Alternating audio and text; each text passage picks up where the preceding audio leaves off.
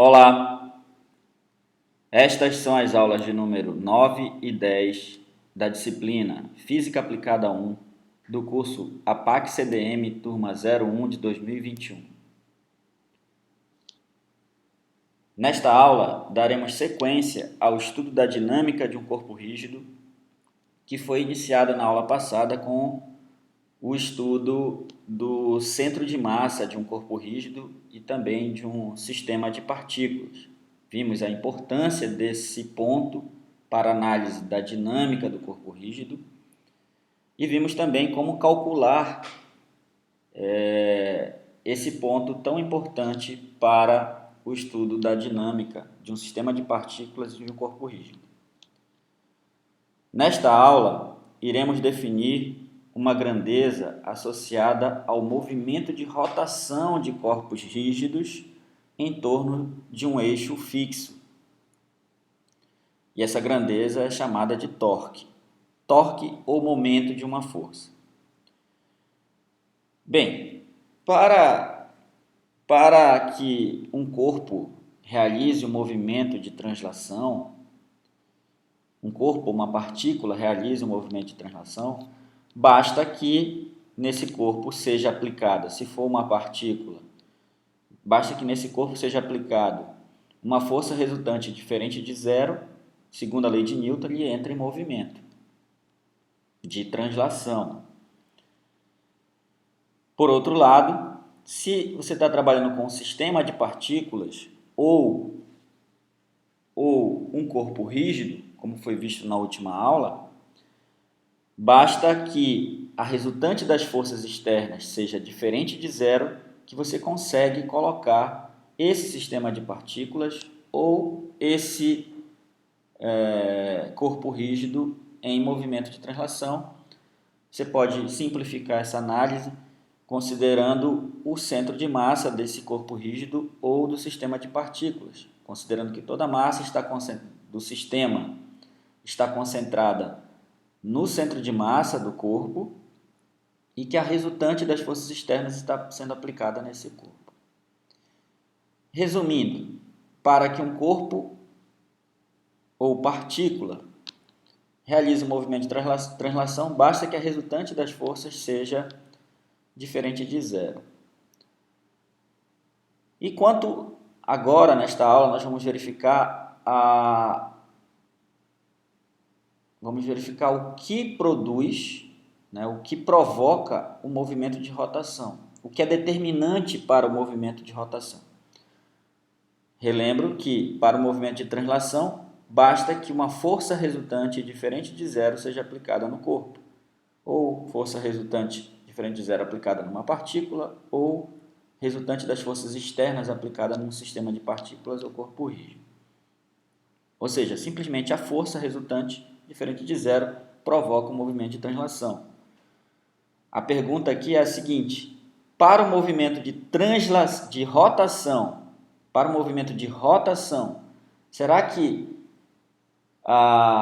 o simples fato da resultante das forças ser diferente de zero, isso produz ou implica no movimento de rotação?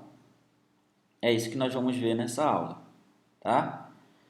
Então, imagina o exemplo mais comum para a gente iniciar esse estudo do movimento de rotação de um corpo em torno de um eixo fixo, e o que é que provoca a rotação desse corpo, é você pensar numa porta, né? Você pensar numa porta. A porta, quando você abre e fecha, ela realiza um movimento de rotação em torno de um eixo fixo. Ok? Essa porta é fixa à parede por dobradiças. Então, em cima dessas dobradiças passa um eixo fixo rente à porta ali, né, e à parede, e a porta gira em torno desse eixo fixo. Então, é um corpo que realiza um movimento de rotação. Agora vamos analisar o que é que provoca esse movimento de rotação, tá? Será que o simples fato de você aplicar uma força, somente o fato de aplicar uma força, produz um movimento de rotação? vamos ver aqui nessa figura. Imagina que o que está de verde aqui, representado pela letra R, seja a folha da porta, na nossa porta, vista de cima. E você quer aplicar uma força para rotacionar essa porta. Veja, se você puxar a porta aqui, seguindo esse F com duas retas paralelas aqui do lado, então se você puxar a porta no mesmo plano da porta, você vai conseguir que ela gire aqui o eixo de rotação. Se você puxar ela no mesmo plano, aplicar uma força no mesmo plano da porta, você não vai conseguir que ela gire. Tá? Você não vai provocar um giro nessa porta. Ah, por que, professor, não vou provocar um giro? Porque eu estou puxando a porta na mesma direção do plano da porta. É lógico que eu estou forçando somente aqui a dobradiça e aqui está fixo, é um eixo fixo. Mas eu não produzo movimento de rotação, tá? Porque a porta ela vai girar no sentido anti-horário e horário, ok? Formando aqui a extremidade da porta um círculo. Se eu aplicar uma força radialmente, na direção radial a esse círculo que representa a trajetória da porta, eu estou puxando a porta num sentido, né, para tentar produzir um movimento, no sentido que ela não vai se deslocar. Ela não vai se deslocar porque ela está fixa aqui a esse eixo de rotação.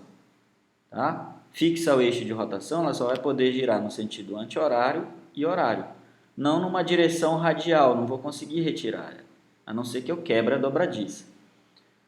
Ok? Então, forças paralelas ao plano da porta não provocam movimento de rotação. Aí é um ponto que já difere do estudo da dinâmica do corpo, do movimento de translação dos corpos. No movimento de translação dos corpos, basta que a resultante das forças seja diferente de zero, que o corpo realiza o movimento de translação. Na rotação,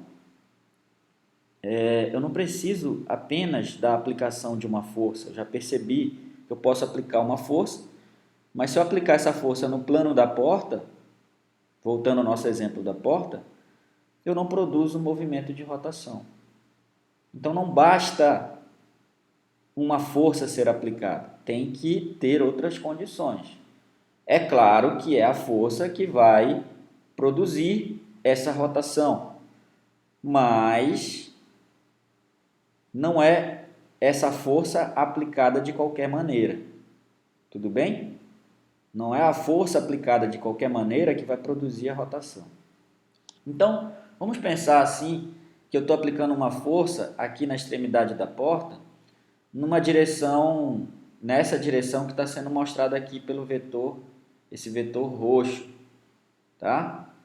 Nessa direção aqui arbitrária. Então, eu vou decompor esse vetor força em duas direções. Uma paralela ao plano da porta e outra perpendicular ao plano da porta. Tá? Paralela ao plano da porta e outra perpendicular ao plano da porta. É lógico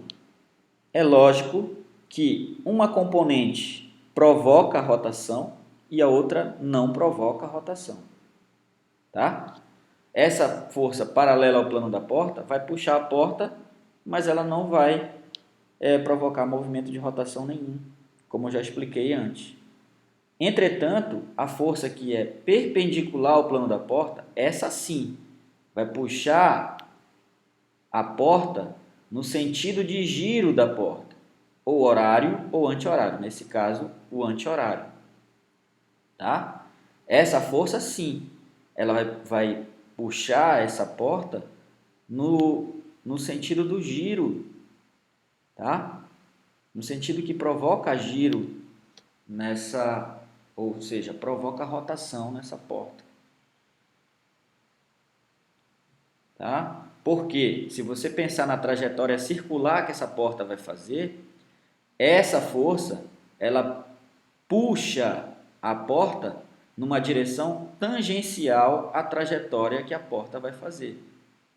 Tá? Então, é somente essa força, essa componente da força, somente essa componente da força, que você pode dizer de duas maneiras: componente da força perpendicular ao plano da porta ou força tangencial à trajetória circular que a porta vai fazer. Então, perpendicular ao plano da porta ou tangencial à trajetória que a porta vai realizar, que é uma trajetória circular. Ok?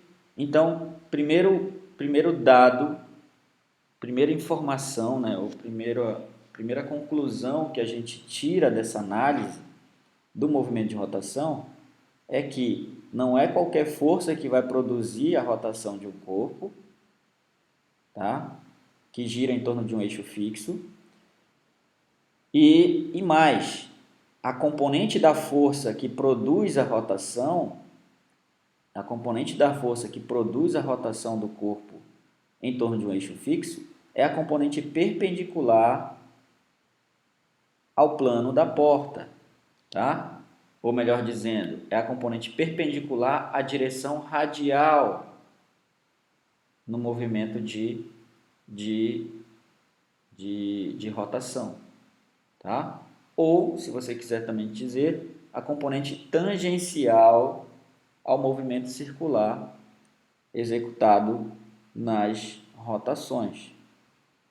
Ok? Então, só essa componente que provoca giro, que produz rotações. Então, chegamos a uma conclusão bastante importante com relação à força e o movimento de rotação. Tá? Apenas uma componente da força, que é a componente perpendicular à direção radial do movimento de rotação, é que produz o giro de um corpo, ou seja, que provoca rotações. Ok? Mas será que só esse fato justifica a rotação do corpo, né? A força ser aplicada perpendicular ao eixo de rotação, que nós vamos a força ser aplicada perpendicular, na direção perpendicular em relação à direção radial no movimento de rotação. Essa direção radial do eixo de rotação até o ponto de aplicação da força, nós vamos chamar braço de alavanca mais à frente, tá? Será que é só essa força, melhor dizendo, só obedecendo esse critério eu garanto a rotação do corpo, né? Se obedecer esse critério da componente de ter uma componente perpendicular que provoque o giro no corpo, será que só essa condição é suficiente para produzir o giro do corpo? Ou existe mais alguma condição? Agora vamos pensar de novo no exemplo da porta. Chegamos a uma primeira conclusão. De novo no exemplo da porta. Imagina que nessa extremidade eu tenho a maçaneta. Eu estou aplicando a força e vou produzir o giro nessa porta, né? Para simplificar, vamos imaginar que é o que a gente sempre faz, que a força que nós aplicamos na maçaneta é perpendicular à direção radial, ou seja, é a força que eu quero, né? A força que produz giro. Agora imagina o seguinte: em vez da maçaneta estar na extremidade da porta, imagina que ela está no meio da porta. Você nunca viu isso, né? Mas imagina que a maçaneta está no meio da porta. Será que a eficiência dessa força que eu estou aplicando é a mesma para produzir o giro? Né? E mais, Imagina que você coloca a maçaneta bem próxima do eixo de rotação. A pergunta é, quanto mais próxima a maçaneta do eixo de rotação da porta, ou seja, da dobradiça, é mais fácil ou é mais difícil girar o corpo com a mesma força que eu estou aplicando na direção perpendicular à direção radial? Né? É mais difícil, é lógico. Tem até eu sempre, quando estou em sala de aula, eu faço o seguinte experimento, né? A seguinte atividade. Coloco 2 alunos próximo da porta, na porta, né? Usa a porta da sala. Um vai empurrar a porta no sentido de fechar e o outro vai empurrar no sentido de abrir. Ok? Sendo que um vai segurar com o dedo na maçaneta da porta ou na extremidade da porta, numa posição que ele consiga um equilíbrio com a ponta do dedo, tá? E o outro, imagina esse que está segurando na extremidade da porta com o dedo, tá? Segurando só no sentido de sustentar o corpo para que a porta não abra, ok? A porta semi-aberta ali, mas que ela não abra mais. E o outro aluno do lado de fora vai empurrar a porta com uma força maior, só que uma força bem próxima do eixo de rotação. Você percebe que a pessoa que está por dentro tentando impedir a porta abrir, ele segura a porta com apenas um dedo e a outra pessoa, o outro aluno, que está aplicando a força próximo do eixo de rotação, ele pode colocar até as 2 mãos empurrando, que ele não vence a outra pessoa que está segurando apenas com o dedo. Por que essa diferença, né? Essa diferença é observada na prática exatamente porque essa capacidade de giro da força depende da distância que ela está do eixo de rotação. Quanto mais distante do eixo de rotação, maior é a capacidade de giro dessa força. Tá? Quanto mais próximo do eixo de rotação, menor a capacidade de giro da força. Senhores, com isso a gente conclui, chega às condições necessárias para que uma força provoque giro em um corpo. Tá? São 2 condições para que essa força provoque giro no corpo. Primeiro, que ela tenha uma componente perpendicular à direção radial do movimento de rotação. Tá? Tem que ter uma componente perpendicular. Ou, se você quiser chamar, uma componente tangencial ao movimento, a trajetória que será feita, a trajetória circular que será realizada pelo corpo. Tá? Aqui eu coloquei esse símbolo perpendicular para indicar que a força é perpendicular ao braço, né, de alavanca, a essa direção radial. É essa perpendicular que me interessa, a tangencial não. A tangencial não produz movimento de rotação. Então, a primeira condição, que exista uma componente perpendicular à direção radial do movimento de rotação. Então, existe uma componente perpendicular, beleza, perpendicular da força, né? Então, já é uma condição que foi satisfeita. Outra condição é que essa força, para que ela provoque, para que ela seja mais eficiente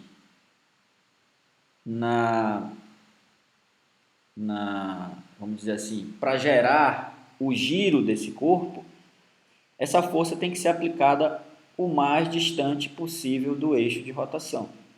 Então, não adianta nada eu ter uma componente perpendicular se essa componente perpendicular da força ela está praticamente em cima do eixo de rotação.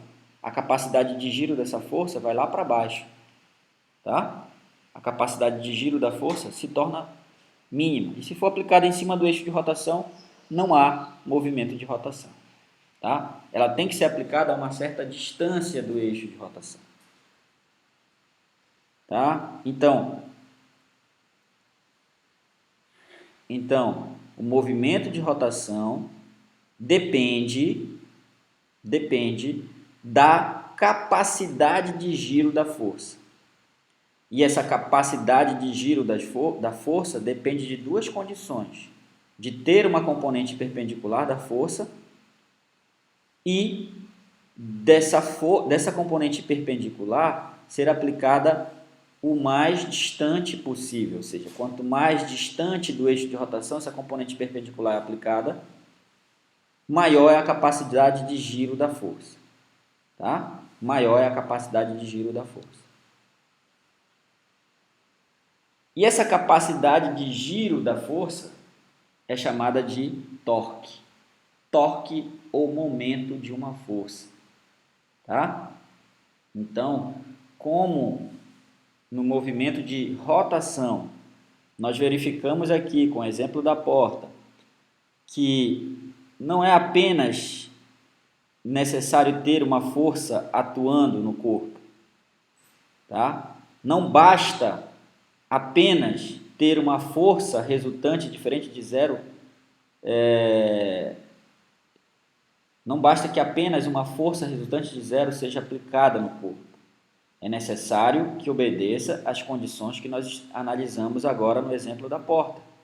Que essa força, para ela produzir giro, é necessário que ela tenha uma componente perpendicular diferente de zero, componente perpendicular à direção radial do movimento de rotação.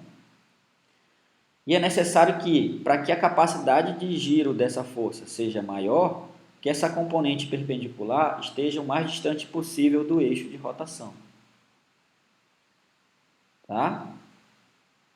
Então, diferente lá do movimento de rotação, do movimento de translação, que basta uma condição, que a resultante das forças seja diferente de zero, aqui nós temos mais condições. Nós temos que analisar a capacidade de giro dessa força. E para analisar a capacidade de giro dessa força, nós definimos outra grandeza, chamada de torque ou momento de uma força. Ok? Torque ou momento de uma força. Então, de forma resumida, para o movimento de translação, para o movimento de translação, eu trabalho com força resultante. Para o movimento de translação é sair de um ponto e chegar no outro, tá? Para o movimento de translação, sair de um ponto e chegar no outro, eu preciso de uma força resultante. Para o movimento de rotação, que é um corpo girar em torno de um eixo fixo, a condição que eu preciso, da grandeza que eu necessito, é que eu tenha um torque resultante. Então, força resultante está para movimento de translação e torque resultante está para movimento de rotação. Repito, força resultante está para movimento de translação, sair de um ponto e chegar no outro, e torque resultante está para movimento de rotação, girar em torno de um eixo. Ok? Bem, então vamos à fórmula, né, para esse torque. Primeiro, que esse torque ou capacidade de giro da força, ou momento de uma força, você pode chamar assim, né, uma forma mais conceitual, capacidade de giro da força. Quem representa a capacidade de giro da força é o torque. Você também pode chamar de torque da força ou momento de uma força. Tá bom? O fato é que nós mostramos aqui, no exemplo da porta, que o torque ele depende dessa distância, ele é diretamente proporcional à distância de aplicação da força, tá? A distância está sendo representada pela letra R aqui, do ponto... Que distância é essa, professor? É a distância do eixo de rotação ao ponto de aplicação da força, tá? A distância do eixo de rotação até o ponto de aplicação da força. Que se a força for perpendicular, essa distância é chamada de braço de alavanca, tá? Braço de alavanca. E também é diretamente proporcional à força, à componente perpendicular da força. Tá? A componente perpendicular da força. Só que essa componente perpendicular, se essa força for aplicada não na perpendicular, mas numa direção qualquer, como está aqui na figura, ou seja, formando um ângulo θ com o plano da porta, você decompõe essa força. No plano da porta, é o valor da força cosseno do ângulo. Na direção perpendicular ao plano da porta, que é a força que nós queremos, é a componente que nós queremos, vai ser o módulo da força, a intensidade da força, vezes o cosseno do ângulo. Desculpa, na perpendicular é vezes o seno, no plano da porta é cosseno. Então, a componente que eu quero é o módulo ou intensidade da força vezes o seno do ângulo de aplicação da força. Tá? Então, você tem aqui a distância do eixo de rotação até o ponto de aplicação da força. A intensidade da força, é claro que ela importa, mas também importa o ângulo de aplicação da força, porque o que eu quero é a componente da força perpendicular à direção radial do movimento de rotação. Tá? Portanto, o torque é definido como R vezes F vezes o seno do ângulo de aplicação da força, onde o R é a distância do eixo ao ponto de aplicação da força, que é chamado de braço de alavanca.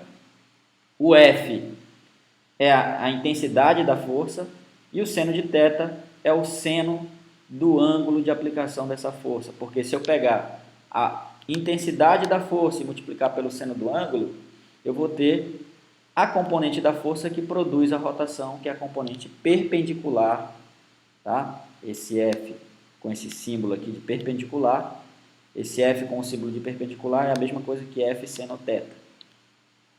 Tá? Então, esse produto me dá a capacidade de giro da força, que é o torque. Tá bom? Bem, essa grandeza torque, no estudo da dinâmica de rotação dos corpos, ela é uma grandeza vetorial. Tá? Mas, para o nosso estudo, que é mais simples, mais direto, mais objetivo, nós não vamos entrar nesse mérito do torque como grandeza vetorial. Vamos trabalhar só com o módulo dele, tá? Existe, inclusive, uma regra para definir o torque, que é a direção em sentido do torque, que é a regra da mão direita. Ok? No sentido anti-horário, o sentido anti-horário é o sentido positivo do giro. E o sentido horário é o sentido negativo. Tá? Se você pegar aqui e usar a regra da mão direita, colocando os dedos no sentido de rotação anti-horário, você vai ver que o seu polegar vai estar saindo da tela, indicando polegar para cima, indica um sentido positivo de rotação. Agora, se essa força estivesse produzindo, aí ela teria que estar diferente na figura, né? Mas se essa força estivesse produzindo, puxando esse corpo no sentido horário, aí você ia colocar os dedos no sentido horário, no movimento horário, e o seu polegar estaria entrando na tela. Então, polegar para baixo indica um torque negativo. Tá? Então, tem o sentido positivo, que é o sentido anti-horário, o sentido positivo do giro, e o sentido negativo é o sentido horário. Então, não precisa a gente entrar nessa questão da análise vetorial do torque. Basta que a gente saiba que o sentido anti-horário é o sentido positivo do giro e o sentido horário é o sentido negativo de giro. E que o torque é dado, o módulo do torque é dado pela distância do eixo de rotação ao ponto de aplicação da força, pela intensidade da força e pelo seno do ângulo de aplicação dessa força. Tá? E mais, no nosso caso, né, eu ainda vou tentar trabalhar com os senhores mais problemas em que você não precisa calcular o seno do ângulo, ou seja, eu já vou dar para vocês direto essa componente da força, ou seja, a força na componente, ou melhor dizendo, a força na direção perpendicular a direção radial do movimento de rotação. Tá? Já vou dar direto a força perpendicular. Então, você vai ter o braço de alavanca e a força perpendicular. Como é que faz para calcular o torque? Você tem o braço de alavanca, que é a distância do eixo de rotação ao ponto de aplicação da força, e tem a força perpendicular. Não precisa decompor, você já tem a força perpendicular. No problema já foi dada a força perpendicular. Então, o que você vai fazer? Vai pegar o valor de um e multiplicar com o outro. Pega o valor do braço de alavanca e multiplica pela força que é perpendicular à direção radial. Você tem o valor do torque. Simples assim. Tá bom? Então, senhores, era isso que eu tinha para mostrar para vocês sobre torque. Aqui, vamos fazer esse primeiro exercício, né? Só a título de exemplo. O motorista tenta girar o parafuso de uma das rodas de seu carro que furou após passar por um prego. A distância entre o ponto de aplicação da força e o parafuso é de 30 centímetros, tá? E a força então é o braço de alavanca, né? E a força é aplicada sobre um ângulo de 30 graus em relação à chave de roda. Ok? 30 graus. Aí eu pergunto para vocês, antes de responder, qual era para que essa força, a capacidade de giro dessa força fosse maior, ele não deveria aplicar essa força numa direção que formasse um ângulo de 30 graus. Quando a capacidade de giro aumenta, quando a força ela se aproxima da perpendicular em relação ao braço de alavanca. Perpendicular quer dizer 90 graus, né? Então a eficiência ele aplicou no ângulo errado. Toda vez que vocês que são maquinistas, com certeza já usaram, né, uma chave de roda ou algo parecido, né, para parafusar ou enroscar ou desenroscar um parafuso. E é lógico que vocês, pela experiência, sabem que vocês não é melhor aplicar a força na perpendicular em relação à chave, 90 graus em relação à chave. Facilita. Você não vai aplicar a força 30 graus em relação à chave, né? É só quem não tem experiência que faz isso, mas quem tem experiência aplica a força perpendicular, ou seja, 90 graus em relação à chave. E mais, né? Se a chave de roda é curta, ainda coloca um cano de ferro alongando o braço de alavanca para facilitar o giro, né? Então tem duas maneiras de aumentar a capacidade de giro dessa força. Uma é aplicar a força perpendicular ao braço de alavanca, ou seja, a chave de roda. E a outra, se você puder, você tem que aumentar o braço de alavanca, né? Que aí a eficiência, a capacidade de giro da força aumenta. Sabendo que a distância entre a extremidade da chave de roda e o parafuso é de 40 centímetros, olha, ele aplicou a 30. O certo ele era aplicar essa força com o braço de alavanca máximo, que seria 40 centímetros. Marque a alternativa correta. Letra A, o motorista faria menos esforço se aproximasse o ponto de aplicação da força? Não. Tem que se afastar. Quanto mais distante, maior a eficiência e menor o esforço, né, que o motorista iria fazer. Então a letra A está errada. B. O giro do sistema seria mais efetivo se o ângulo de aplicação fosse de 45 graus? Está quase certa, né? Porque se for em relação a 30 graus, 30 graus tudo bem. O ângulo de 45 é mais efetivo que o ângulo de 30. Mas não é o mais efetivo. O mais efetivo é o ângulo de 90 graus. Tá? Então eu descarto essa letra B. Letra C. O esforço feito pelo motorista seria menor se a distância entre o ponto de aplicação da força e o parafuso fosse maior. Tá? Se a distância fosse maior, ele aplicou a 30 centímetros, ele poderia aplicar a 40 centímetros do parafuso. Braço de alavanca maior quer dizer Maior capacidade de giro quer dizer menos esforço para girar o parafuso, né? A determinação do torque da força feita pelo motorista é a determinação do torque da força feita pelo motorista é R vezes F vezes cosseno de 30. Você tem que ter atenção, isso aqui é para uma pegadinha, né? Se você olhar aqui, vocês que acabaram de ver a definição, pode ser que vocês não lembrem. Você vai dizer, não, professor, está certo, é o braço de alavanca, a intensidade da força e o cosseno do ângulo.